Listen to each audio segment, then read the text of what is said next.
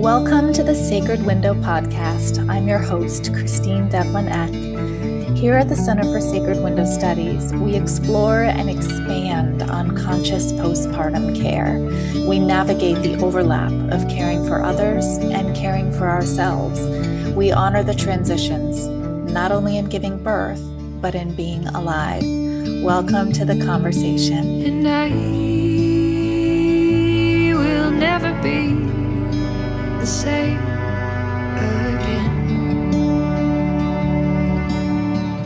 Hello, welcome to the Sacred Window podcast. I'm Christine. I'm so happy to be here today with a newer friend of mine who I feel like the universe just brings me to the right people that I'm supposed to meet at the right time. I'm so happy to welcome Sarah Kruse to our podcast. Sarah is the founder of Embrace Ayurveda.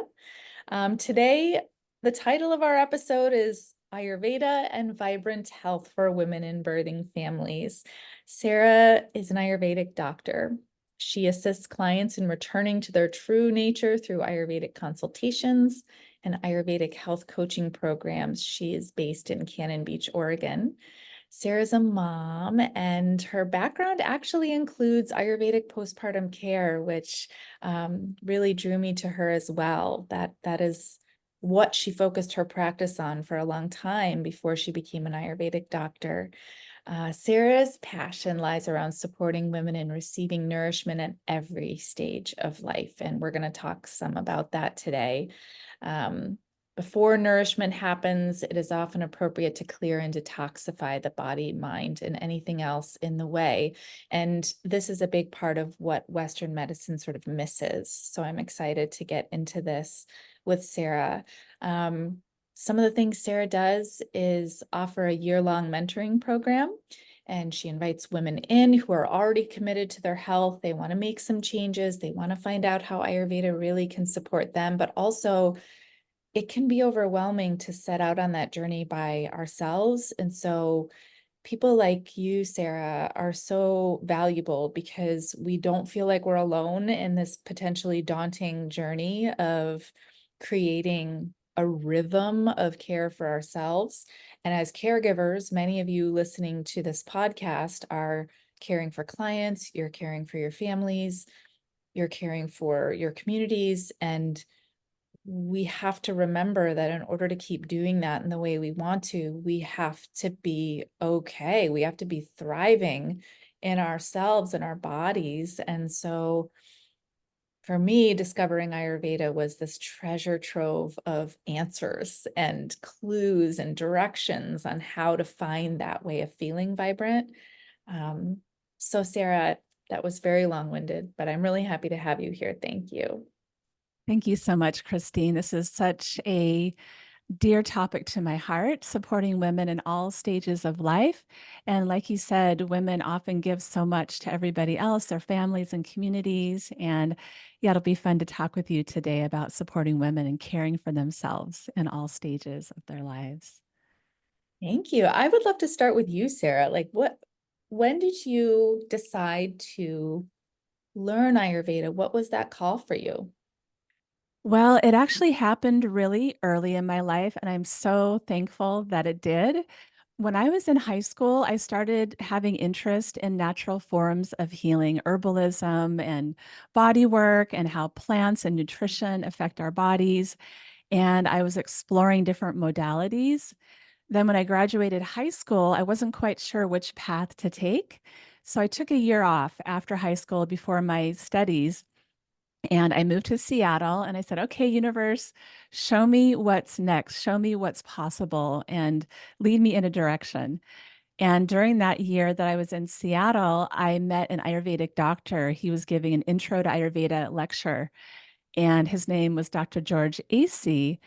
When I was sitting with Dr. George, it's like all the light bulbs went off. You know, he was talking about all of my favorite subjects, and it was all in one package called Ayurveda. And I'd never heard of Ayurveda before that day.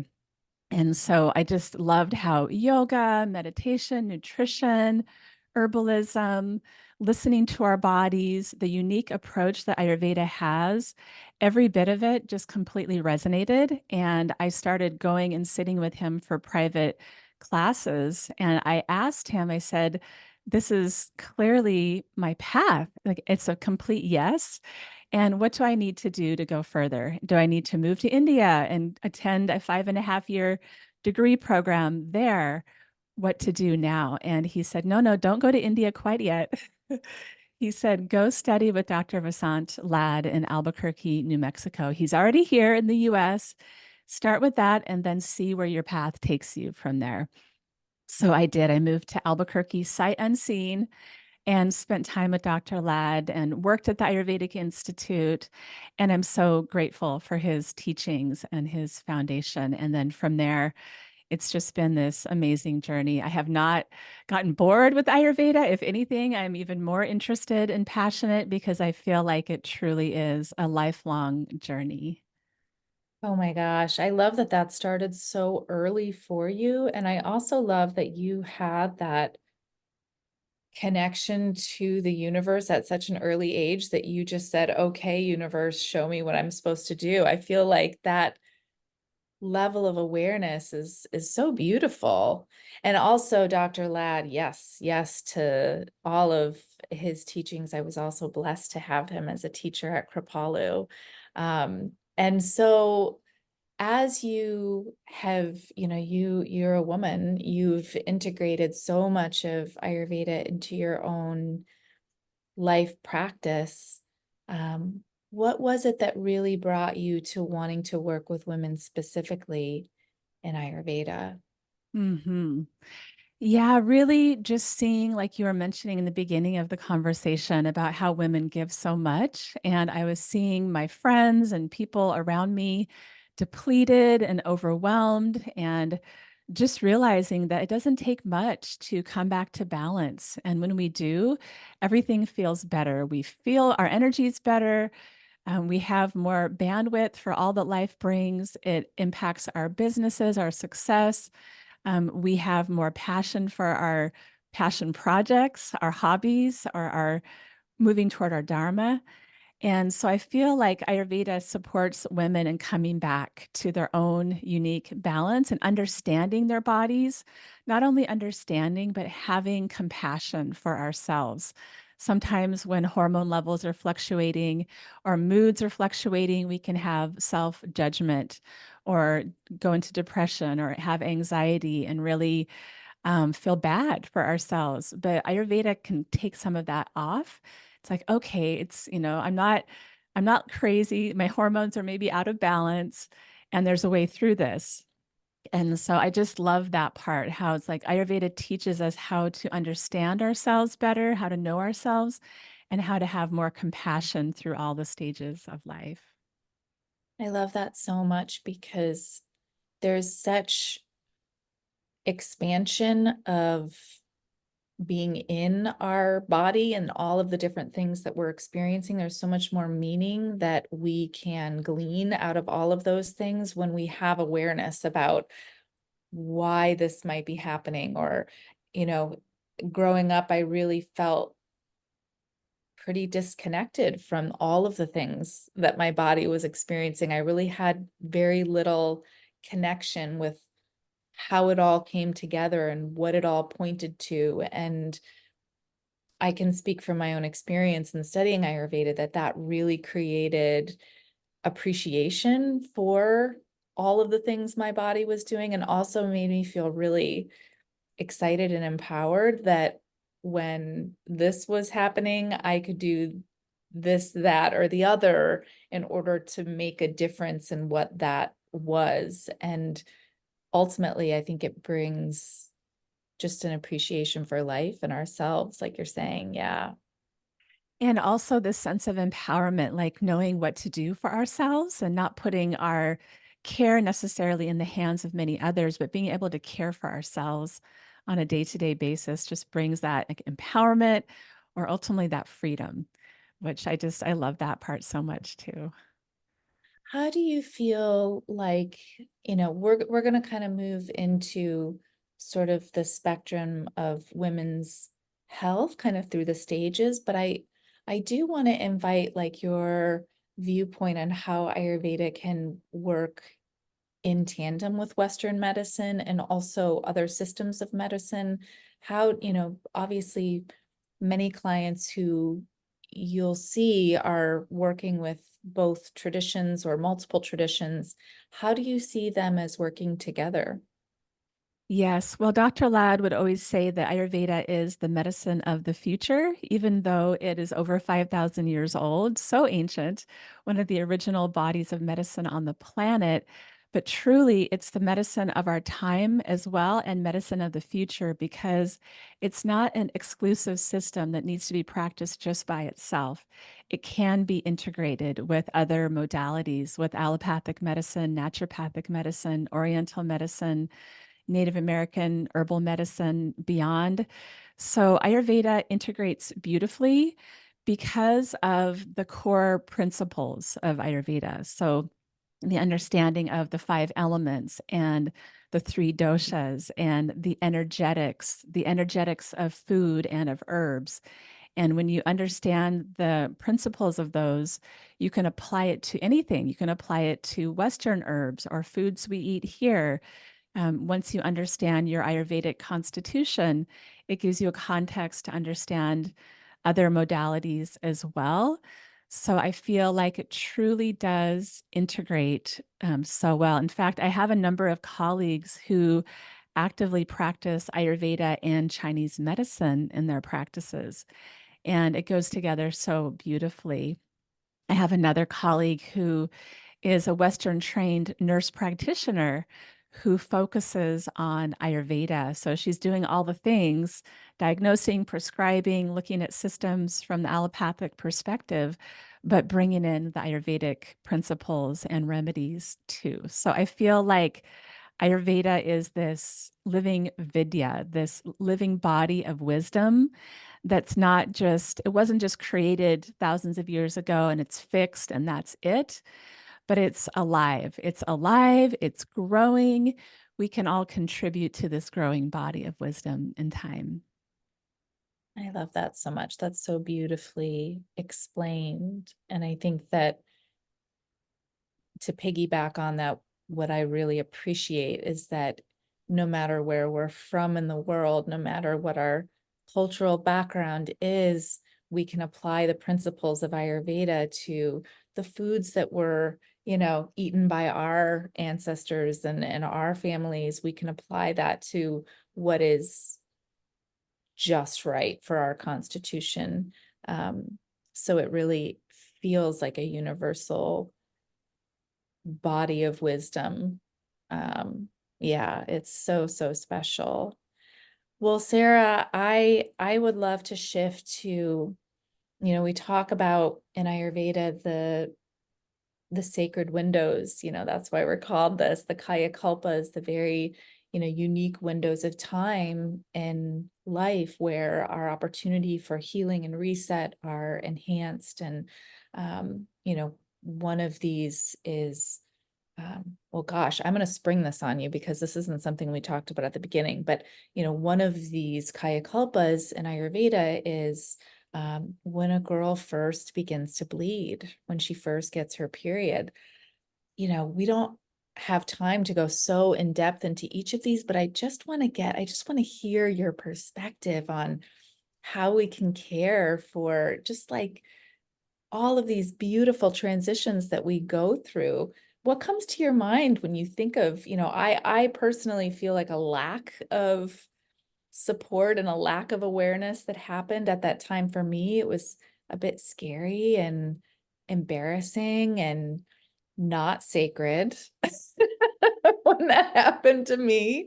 And I actually have a good colleague who is really trying to create a new paradigm for our girls as they go through this. And you're the mom to a daughter, but you know, what might Ayurveda have to say about this sacred transition? Yeah, you're so right about it not always being a comfortable one for many girls and quite a few places in the world, even places in India that I visited, it's not even discussed. A girl will be at schools and start her cycle and not know what's happening. So there's still a lot of room for growth and development in this area. Education having it be normalized, talking about periods at a young age, being able to talk about that with our kids or our nieces or our friends' kids. And I think it's such an important topic to not have shame around, but to have respect and honor around. And one thing that I think about is one of the teachers I studied Ayurveda with, Dr. Sarita Shrestha. She's an Ayurvedic doctor, OBGYN from Kathmandu, Nepal. The first Ayurvedic doctor, the first woman in Nepal to become an Ayurvedic doctor. And she's so wise, so experienced. We've gotten to host her at our center a number of times for trainings. And one thing Sarita says is that according to Ayurveda, menstruation is said to be the window of a woman's health.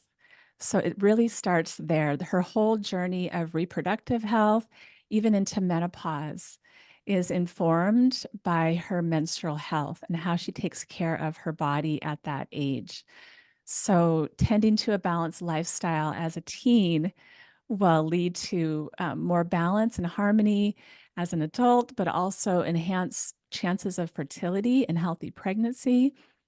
And then something we've talked about, Christine, is how Ayurveda looks at healthy pregnancy and postpartum being this window that then informs menopause. Menopause is directly informed by the quality of the pregnancy and the postpartum window and how women care for themselves after a baby is born. So I think it is good to see them as sacred windows that need attention and need care at different stages of life. And in Ayurveda, we acknowledge that there are different stages of life for all people, and there are doshic prevalences during these times. So, childhood or infancy to puberty is considered the kapha stage of life. There's more growth and development. Those kapha qualities are really predominant in childhood. But then when a child hits puberty, that pitta dosha, that fire kicks in and shows up. So puberty through midlife or menopause is the pitta, the fire, the action, the doing stage of life.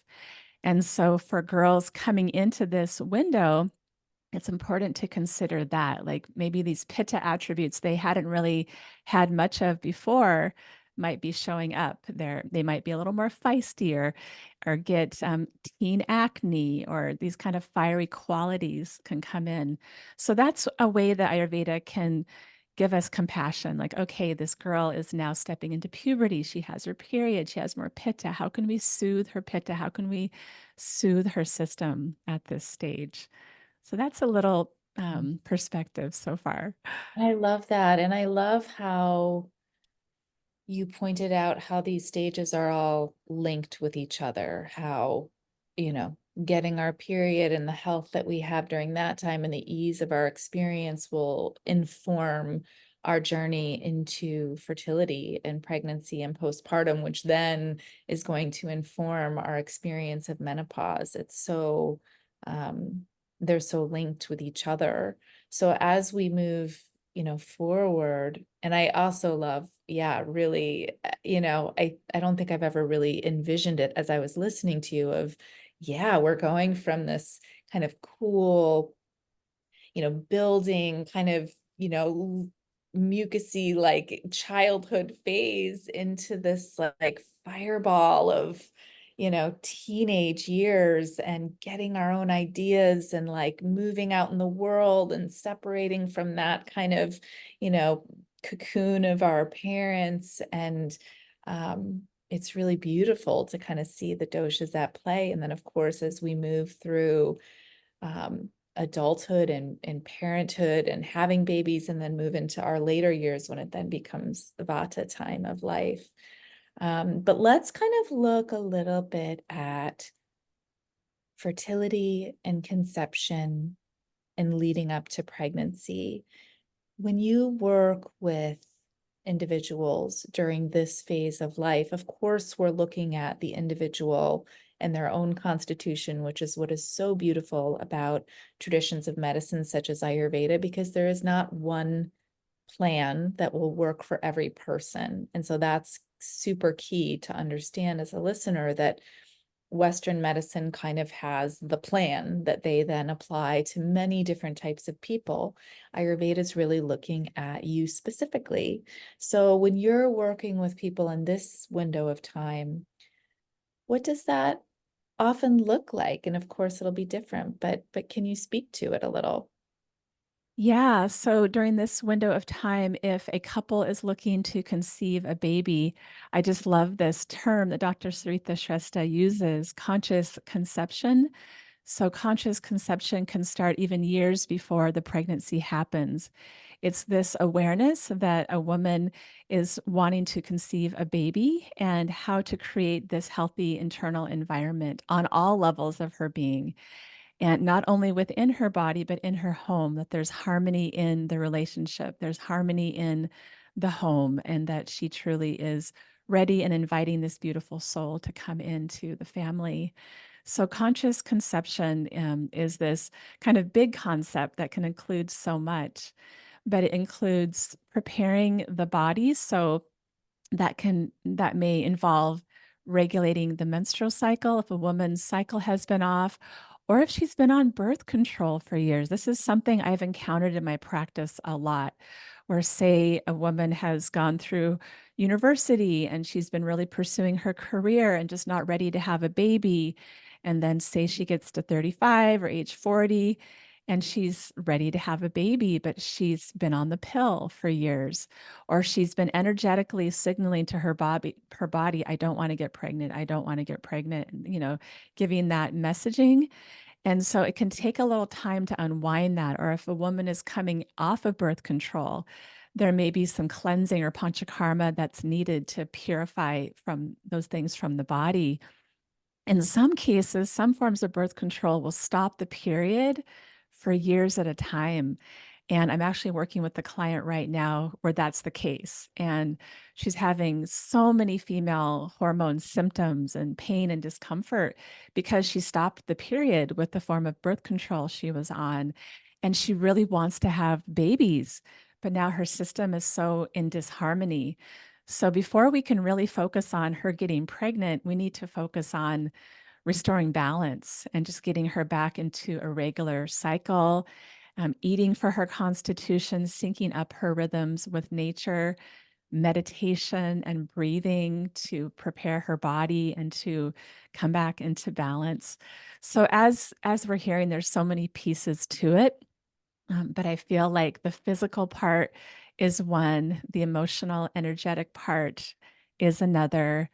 I've seen it be so powerful that if a woman has had trauma in her life, whether sexual or any other kind of trauma, that she seeks some level of healing for that before she conceives her baby and goes through pregnancy. And that can serve the body and the pregnancy and the childbirth so well by addressing some of that. Of course, it's not an easy topic necessarily to navigate, not comfortable, but when we do that work, healing our old wounds before we conceive, that is also considered a piece of conscious conception and allows for so much more ease in the pregnancy and postpartum journey. I love that so much about the Ayurvedic approach in that, you know, we're talking about not only the digestion and the assimilation of food and nutrients, but also the digestion and assimilation of experiences that we go through. And in either of those, whether it's, our food or whether it's things that, happen in our lives, if they are not processed, they become stuck. It becomes like a type of ama or undigested material. And so it's so important and largely ignored in many people's lives of these things that we hold on to in our hearts and in our minds that when we're invited to really let them assimilate and digest and move through just frees up so much in our system. And I can't emphasize enough how important that is. Thank you for bringing that up. Yeah, absolutely. I've seen that to be important as well, that if a woman can address some of her trauma from her life, that When that happens, suddenly pregnancy can happen. It's like that block, that thing in the way has healed. So yeah, it can be very powerful. And another modality that I love for clearing blocks, physical or energetic or emotional, that may be in the way for the mother and the father before conception, and this is also included in conscious conception in Ayurveda, is to consider a type of a cleanse or a panchakarma, which, as you know, Christine, touches so deeply on all levels of the being. And this can be as short as 5 days or as long as 21 days. But for both parents, it's considered a way to prepare the bija, the seed, for this most healthy conception experience possible, to clean the bodies, clean the vessel of both parents, not only the mother, but the father as well. I love that. It also seems like a really beautiful opportunity to just bond and kind of like think together about this new journey of becoming parents. Now, I definitely did not do that with my husband before we had our babies, but I can look at that as just a beautiful opportunity right there to just really be thinking about how parenthood might change your life, how special this journey is. Honestly, I just feel like any moment where we can pause and just maximize the feelings, maximize the dreams, in an intentional way, especially as a couple, is so beautiful. Yes, absolutely. And panchakarma may not be accessible for everybody, the time commitment, the cost commitment, but even doing a shorter version of a cleanse or just the couple maybe cutting out processed food for the month that they're aiming to conceive, something as simple as that can be helpful. And then after cleansing, there's this beautiful concept that we bring in preconception, but also postpartum, and this idea of rasayana. This word rasayana means to restore juice to the body, this to restore suppleness and juiciness and vitality.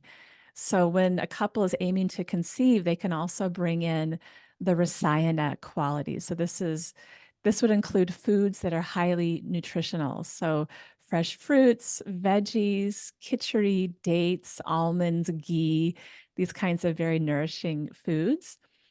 And there's a common recipe that we give for couples who are aiming to conceive. It's a date almond drink. So it involves soaking about 20 dates, or I'm sorry, 20 almonds, and adding 1 or 2 dates in the blender with your milk of choice, can be nut milk or cow's milk, and some spices like cardamom, cinnamon. And then for women, we will often suggest a teaspoon of shatavari powder. This is an Ayurvedic herb that can support fertility.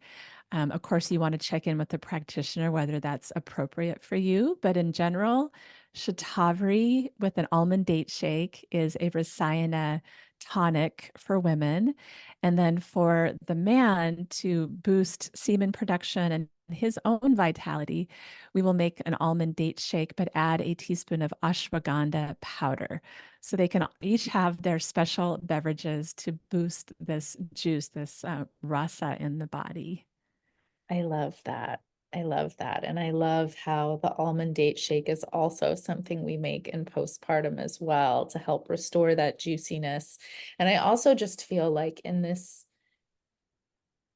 like pace of culture that we live in, where we're so easily depleted by stress and by demand on life, that these rasayana practices are so appropriate and, of course, like modified to the individual, but the idea of boosting our own juiciness and vitality when we're feeling stressed and depleted is so applicable. And so the foundations, the principles of Ayurvedic Rasayana practices is just a lifelong tool that we can call in those moments where we're depleted and in need of it.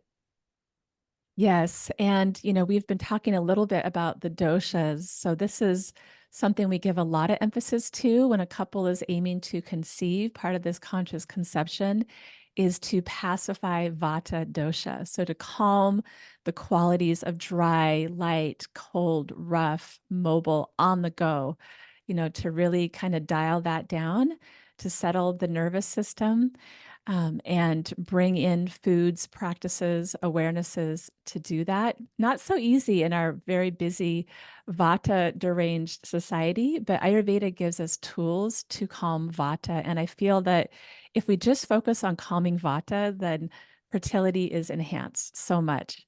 And then even after a baby is born, there's a big Vata event. The birth itself is a Vata event where um, the months to follow after childbirth, Vata can increase. There can be coldness, dryness, feeling isolated, or a woman can feel spacey or have a hard time sleeping. So these are all Vata qualities. So again, that's a window where Vata can become elevated.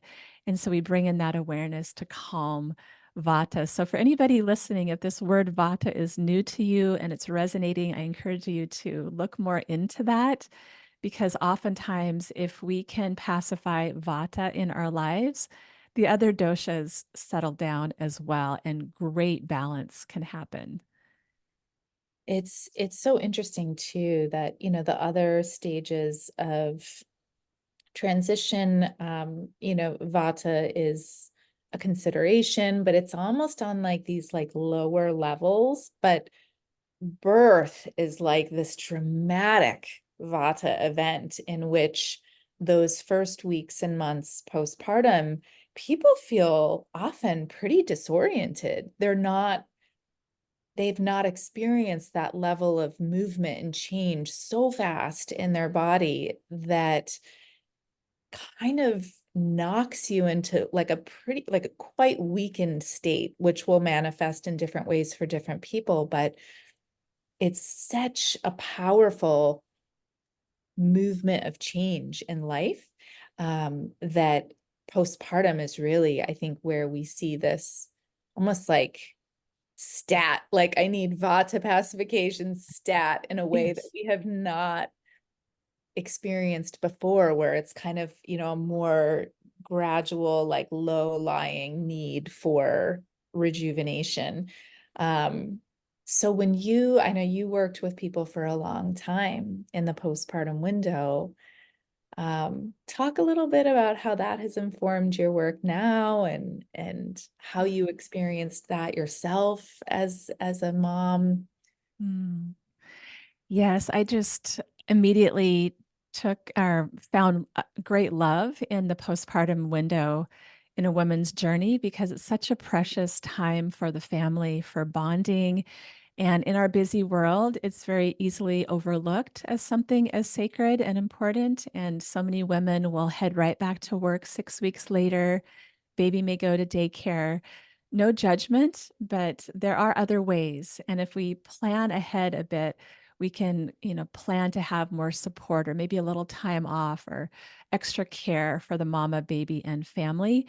And so it started out for me offering postpartum care to friends. I would go and spend 2 to 4 weeks with the family at their home. So attend the birth and then cook for them, cook Ayurvedic nourishing foods for them, help around the house, hold the baby when mama's taking a bath. This is before I had my own daughter. I had time to do that. So I did that for a number of friends. And then when I moved to the island of Kauai some years ago, I joined a doula collective where we offered support at births as birth doulas and also postpartum. And so I served a number of families there and just loved it so much and saw the firsthand benefit or the value that that provides. And so I feel like when I'm older, after my daughter graduates high school, goes off to university, I'll be doing a lot more of that, because I love being in the energy of a new baby and a family and just all the sweetness that's present in that space. And I feel that when families take time to bond in this way and to care for mama and baby in this way, that it improves their family bond for years to come. And then that informs their community connection and, ultimately the world. So world peace can be found through postpartum care, I think, like, it starts with the family, yeah, so I think that that's, a little overlooked in our world. Oh, I could not agree more. I love that. I love that world peace. We have discovered the way. Yes. But there's something about feeling really cared for that we don't often get to feel as grown-ups when we're so busy taking care of our work and ourselves, that when someone is in our most intimate, raw, like new space as a family and is there to cook us food and hold us and like hold us together with our new babies and see us and listen to us. There's a subtle shift that happens in us that kind of like I see it a little bit like, it melting like the or like bursting like the shriveled up heart of the Grinch, like his heart gets all big, like we just it kind of melts that like icy part around like that I can do it, I've got this. But actually it teaches us that we grow stronger by letting other people in to take care of us. Mm. Mhm. Yes.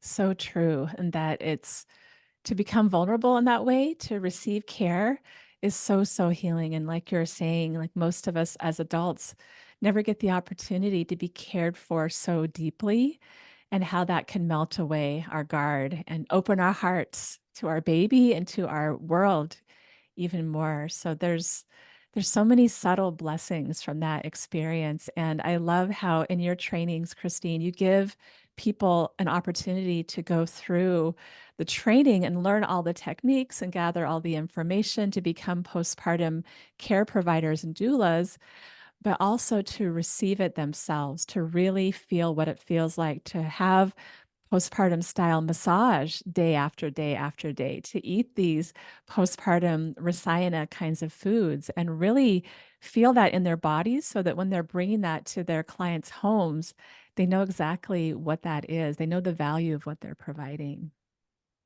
I think it's just that every single person deserves to be well cared for, whether we have to arrange for it ourselves or there's somebody there that just wants to give it to us. Every person on this earth should know what it feels like to be cared for and also how to give that care to somebody else. It just feels like a basic human skill to me. And I think Ayurveda has this intention behind it that all of us should be able to understand that using ourselves as our own Ayurvedic teacher. Um, so I feel like those of us and you who are out there doing this work with individuals, like it's with that intention that each of us feels like we know how to heal, that we can take autonomy over how we feel. And that's pretty life-changing, I think. Absolutely. Yeah, taking that responsibility for our health and that ownership. And with that, again, comes freedom. We feel free, we feel empowered, we feel informed. Such a good feeling. Such a good feeling. And so recently I've actually had a couple of conversations with people who are moving into menopause. And actually it's inspired another couple of people that I know of to actually go into and specialize in that area of health and healing. Because again, it's like another, like postpartum has kind of been described as the black hole in modern medicine. And I think menopause is another one of those, these sacred windows, these divine feminine moments of transition. And people really don't know that much about it. When you are working in your practice with people who are moving through this next transition into the Vata phase of life, um, what does that look like? Mhm. Yes. Well, I would have to say that most of my women clients now are in that stage of life. They are in perimenopause. They're moving through that window and having all kinds of different expressions with that. And it looks a lot of different ways. I work with clients one on one, I work with clients also in group programs. And one thing that I see consistently is that when we address one part of the body, then the whole body is impacted. Or if we are addressing one particular aspect of the hormones, then the other hormones have a chance to be rebalanced. For example, many of my clients have some level or another of difficulty with sleep. And sleep can be more affected during perimenopause and menopause times. But if we can focus on calming Vata dosha at this stage of life and focus on healthy sleep hygiene and maybe a couple of remedies, then the sleep hormones regulate again. When the sleep hormones regulate, the female hormones can regulate, the stress hormones come down, the thyroid hormones and metabolism improves. So truly, one thing that Ayurveda teaches us is that these systems are all connected. Our hormones are all connected. And that one thing I've learned, when people ask me, oh, how do I start to balance my hormones? This huge question, how do I start to balance my hormones? Well, the journey is slightly different for each person, but what each person can do is commit to a regular dinacharya, your daily routine that if you're eating at similar times during the day, if you're going to bed at a similar time each night, that is such a solid foundation for health and for regulating hormones. And if you do that, day in, day out for weeks, months to come, you might be surprised how the female hormones regulate and start to balance out as well. So it doesn't have to be complicated. I know that hormones seem very elusive, very complicated. There's not a lot of understanding. At the same time, it can be very simple. And I love that you brought that up because I feel like there's so many more conversations that can happen around menopause, perimenopause, menopause, postmenopause. And I've been noticing more podcast experts and doctors talking about this the last couple of months. So there is an increase in interest in the topic, which makes me happy. Yeah, for sure. And I think if we look at the qualities of Vata dosha, which is the combination of air and space element, it's very light, it's very kind of sporadic, it's mobile.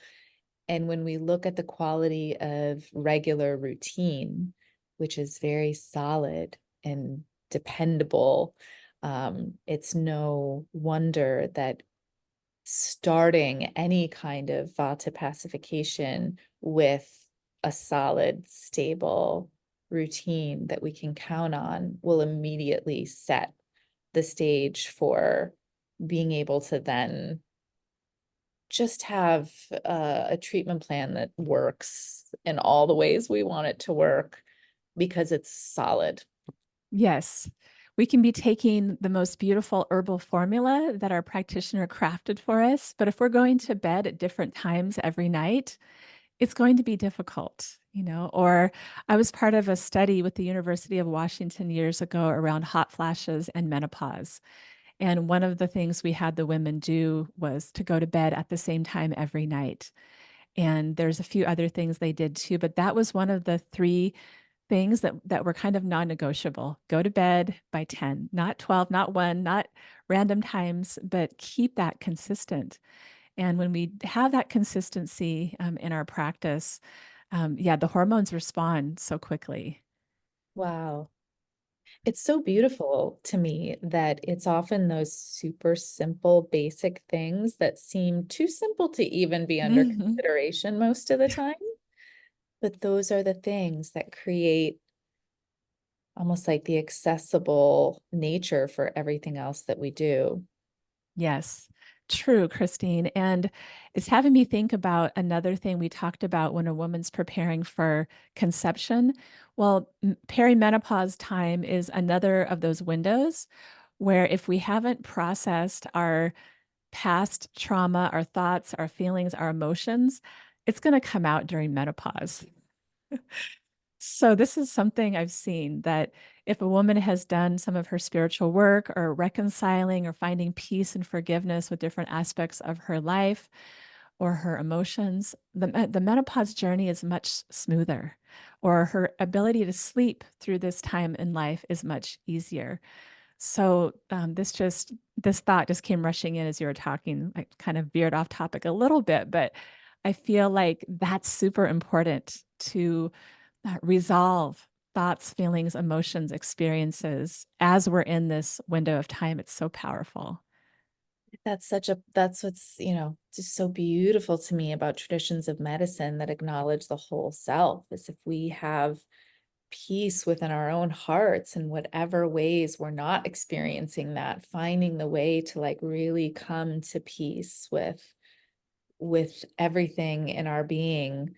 um Everything moves easier. It's kind of like looking at the doshas, and that spiritual piece is like the most subtle, down to like the physical body, which is the most solid earth. So Yes. it's a play of all of these elements, and I think that that is really kind of the beautiful tie that binds all these stages of life, is we're dancing with the elements as we go, and their strength and their emphasis changes at the different stages of our lives. But the more we understand that, the more we can dance with it instead of pushing against it.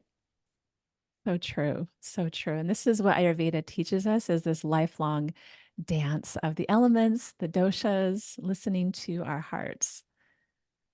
And I think that, when I trained in Ayurveda, um, we didn't really have so much access to the technology that we have now. So the way that we worked with clients kind of had to be this one-on-one in-person scenario. But now that you've been doing this for a long time, how has the ability to work virtually with people and work in groups of people, how have you seen your practice kind of shift, and how does that sort of change or impact the way people access Ayurvedic support? Hmm. Yeah, it's a different world we're in now than it was even 5 years ago. And for much of my practice, it's been in person, my brick and mortar, seeing clients in person for consultations and treatments and panchakarma. And in the last 4 years, I've been offering more virtual services as well. I left the city of Seattle, moved to a smaller town, Cannon Beach, Oregon. So I'm further away from a lot of my clients. And so this virtual option has been really a blessing to connect far and abroad, even people across the world. We can connect this way. And at first, there was a little resistance. Like, I can't feel the pulse. I can see the tongue, but I can't quite be fully with the person. Honestly, it's been much better than I thought it would be. Virtually, I can connect energetically, where there's no separation anyway, ultimately. But I Yeah. feel like, it's very effective, virtually or in person. It's really about being present. And I feel like Ayurveda is accessible, whether we're sitting in person or having remote sessions. Also, working in groups has been something I enjoy so much. Holding space for a group of people going through a program. One of my current programs is my Ignite Your Life metabolic reset. And so we think a lot about the metabolism, the digestion, the energy, all of this in the context of Ayurveda and functional medicine. But we also look at our emotions, our mindset, our sleep patterns, our passions in life. We include all those things too. And we have women coming in from all over the world. And so if we didn't have the Zoom option, we couldn't quite have that richness of a group. So I'm pretty thankful for this technology we have access to. It's amazing. And I also think that that group model is such a beautiful like entry point for someone who may not have seen an Ayurvedic practitioner before, or maybe is just kind of testing the waters, to be part of a group of people who are, everyone has the intention of feeling more vibrant, feeling healthier, feeling more in charge of what they experience every day. And that in itself, being able to we were talking about this before the call of like, we like give each other our energy and our motivation when we're together with others who are on a similar path. And that is like missing in modern healthcare, I think. Oftentimes it's like us and we're sitting with the physician and it's kind of like, okay, tell me what to do, tell me what's wrong. And this is like a whole new revolutionary model of Mhm. like, no, we're all deciding that I want a better experience in my body and my heart and my emotions. And there's others who want this too. And we can kind of collectively take that step together. Yes, I've heard from a lot of clients that the path of health can be a little bit lonely. Like there can be a lot of enthusiasm, they're learning, they're wanting to discuss. So then when we come together as a group, there's this connection, there's relating. We can get each other or learn from each other or have compassion for each other and ourselves. So it really kind of lifts the vibration when we're connected in this way and deepens our experience and our learning. It's so beautiful. Sarah, I'm so grateful for you and the work that you're doing. Uh, Um, you also are leading a retreat to India that I think I heard you say that it's full, but how long have you been doing that? How long have you been leading retreats? I've been going back and forth to India for about 26 years, on and off. And this will be my first retreat that I'm taking a group of people to South India to a Panchakarma center to receive Panchakarma in a very traditional setting with highly trained Ayurvedic doctors and staff. So the focus of the retreat is to go and experience Panchakarma. We'll have a few days of sightseeing, but I'm encouraging all the guests to really get their sightseeing out of the way before the retreat and then drop in and be cared for. Like you talked about earlier, like being cared for in our modern times is such a precious gift. And so this retreat will allow these guests to be cared for in this way. And I have such a connection to this part of India. It's been a long time coming. So I'm just very thankful for the opportunity. Oh, thank you for doing that for people. It seems amazing. And, I will put your website on the show notes here, but is there any um, way for people to learn more about you other than your website? Yeah, my website, I have a YouTube channel, Instagram, it's just Embrace Ayurveda. But my website has most things on it. And I was going to share something. I was just now thinking of one of my clients. I'm still working with her, but this is a way that I love to work with clients is she contacted me before she got pregnant and she wanted support with preparing for her pregnancy. And then we spoke every week of the pregnancy by Zoom. And then we stayed in touch a bit postpartum as well. So this was an ongoing kind of, coaching program where I was able to support her through these transitions. And I just love that so much. So yeah, guiding my clients through their different life transitions in a 3 or 6 month setting is one thing I love to do, because there's time for transformation to happen and that deep connection to happen. Also, you're really getting to know your client and they're really opening up to feel safe with you. And that's something that, again, we don't often experience with our modern medical system. So the ability to really feel known and held through those transitions is a unique and very beautiful and very ancient, very traditional way of doing it. So thank you for bringing it back. Yes, thank you so much. I'm just honored I get to practice in this way and very thankful for Dr. Ladd and all of my teachers. Oh, me too. I'm thankful for my teachers and our you know, overlapping teachers that we've had. And I'm thankful for the universe that really connected the two of us and has given us the opportunity to have this conversation today. Mm. Thanks so Sarah, much, Christine. oh, you are a blessing. It's an honor. And I hope that all of you who have been listening have enjoyed this conversation. And please look more into Sarah's work. And we'll see you next time. Oh.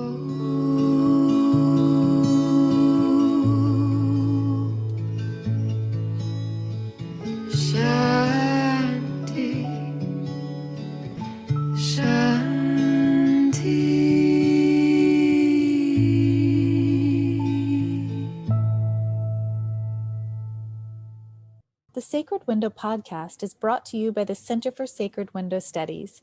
You can visit us to find out more about our online training and mentoring programs, plus resources and products for and about the sacred postpartum window at www.sacredwindowstudies.com.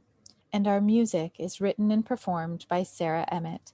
You can hear more of Sarah's music by visiting www.sarahemmett.bandcamp.com.